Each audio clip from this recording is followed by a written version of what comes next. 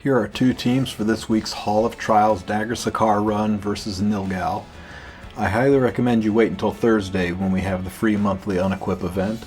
This time around, mages get a bonus to their attacks, health, and defense, while warriors have a nasty 50% crit chance reduction. We also need a burn for the extra damage. Instincts are to reach for Carrot, but as she detonates burns, she's a pretty bad choice. For this team, I'm going to go the mage route with Malim. I believe Stenny would work as well here, but think it may be tight. Both teams will use Sinful Angelica. Her imprint gives our DPS a 10.2% extra attack. I didn't really change her at all for my PvP build, but I don't think 260 speed is really required. At least 230 speed would be prudent. I decided on Doctor's Bag to help control the poisons and add a little bit of healing to her kit. Next is the Hall of Trials Queen, Kitty Clarissa. Her imprint gives everyone more dual attack chance, which can help a lot. I went all out on speed, giving her some of my best gear. I think you want her at least 250 speed. As you can't impact the CR of the enemy, I gave her the EE that helps heal Malim, and for this fight I gave her Junkyard Dog as an artifact. You can get this artifact from the Guilty Gears event. Now it's only 50% proc rate, but what's Hall of Trials without a little of RNG? Camilla will be our third dual attacker. I didn't change her at all from my Wyvern 13 one-shot build, but the Rage Pen set's completely optional, even though she does contribute a little bit to damage. I gave her Warhorn to help make up for her lower speed with some CR boosting. And finally, the most cracked Rage set Malim you can build. The Pen set is completely optional as it has no impact on damage during the break phase, but it can help with the transitioning from phase 1 to phase 2. For an artifact I chose Cruel Mischief, but Caladra does practically the same thing, so use whichever one you have closest to max level. Now right out of the gate, Nilgal launches an attack which usually poisons a few of your members. It's tempting to use Kitty Clarissa to cleanse this, but I'm just going to do an S1 attack because I know she'll lap around and I want to establish the burn. Now be aware, every time you use a non-attack skill like this, you'll notice Nilgal's ultimate gets a little bit closer to being ready. If the burn is placed, it usually only takes one hit to push phase, so I recommend restarting if you don't get that initial burn off.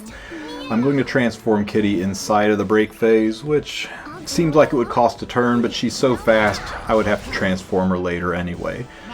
Whenever you get a chance to use Malim's S3, drop it. It does an incredible amount of damage, and usually stacks enough focus on her that one more hit and her Dragon Buster will pop off.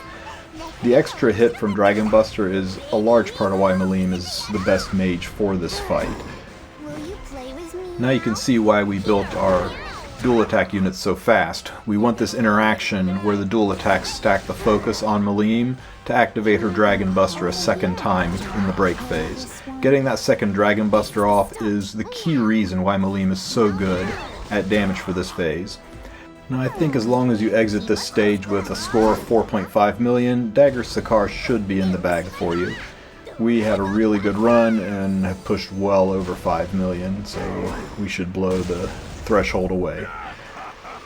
As we exit the break phase, Nilgal retaliates with his ultimate attack, stripping every buff we might have currently had.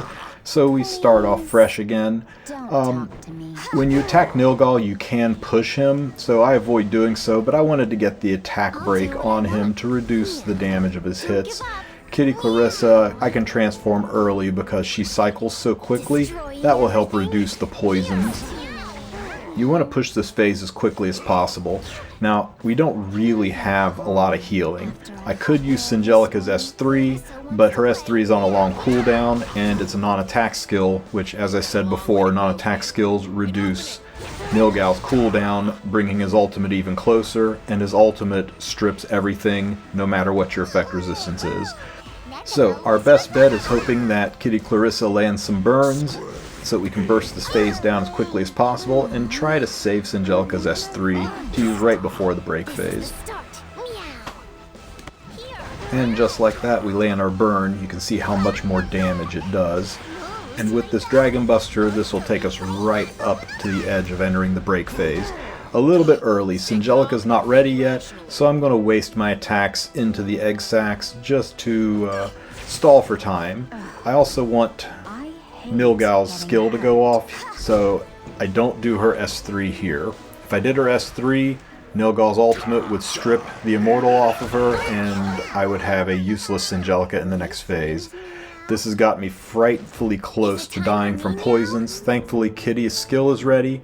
I can use that to remove most of the poisons. Unfortunately, Angelica is all the way at the back of the line, but I don't have the health to afford stalling any longer, so I go ahead and do the dual attack and push phase. Now, one nice thing about Junkyard Dog, as you saw there, it's a 2-turn burn. And because it's a 2-turn burn, it persists into the break phase. This is really good for us because otherwise the burn would have cleansed off and Kitty Clarissa's at the back of the line. This is one major advantage to using Junkyard Dog over Indestructible Gators. What makes the Malim team so easy is the only unit you really have to stall for is Angelica. You need to work around Nilgal's ultimate cleanse and make sure that her skill is ready to go off inside of the break phase, and get a little bit of good luck with Kitty Clarissa landing the burns. If you don't have one of these 3 dual attacking units, you could run Spectre Tenebria in the 4th spot. Just make sure her attack is lower than Malim's, so that Malim is the one getting the dual attacks to stack her Dragon Buster. As you can see, this team sailed past the Dagger Sicar threshold. We just crossed 10 million points, and we're going to push quite a bit above it here, because the Dragon Buster is going to come out with this last hit. Unfortunately, this team doesn't have really any staying power at all. As soon as we exit this break phase, Nilgal unleashes his ultimate and pretty much kills everybody. I did have one team get very, very close to completing, so I think it is possible with this team to get the 700k bonus, but it will take a lot of luck, a lot of timing, and a lot of patience that I just didn't have to keep swinging away at this. So I'm going to take my 11.5 million and call it a day. I hope you enjoyed this run, and I hope that it helps you clear your Dagger Sicar mission. If you do not have Malim, then stay tuned for the next team where we use Sirmia. Yeah, even though there's a warrior penalty, we're going to use Sirmia to clear this mission. If you enjoyed this video, please give it a thumbs up. And if you have any questions, ask them in the comment section. I always do my best to answer as quickly as possible. The second team is very similar to the first team. We're only changing Malim out for Sirmia. Going to run the same Angelica, 250 plus speed, Doctor's Bag, little bit of effect res. We're going to run the same Kitty Clarissa, but this time I decided to try out the Gators artifact. It does have a higher % chance to proc, but it also is only a single turn, so I have to use it inside of the break phase. To compensate for the 50% penalty to Sirmia's crit chance, I'm going to run the Midnight Bloom artifact on Camilla. This gives me a 16% boost to crit chance. You can get this artifact from the Book of Memories. This artifact plus elemental advantage means I need to have 119% crit chance on Sirmia to make sure that I always crit.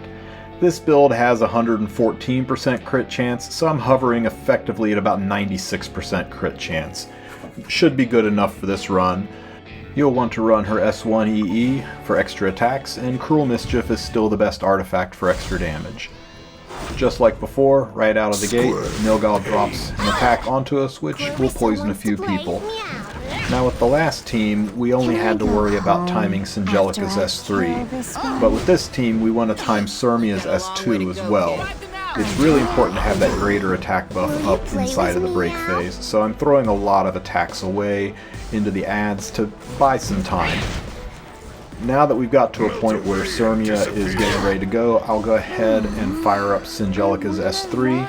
Sirmia should be able to one-shot Nilgal even if he has no buffs and is at full health.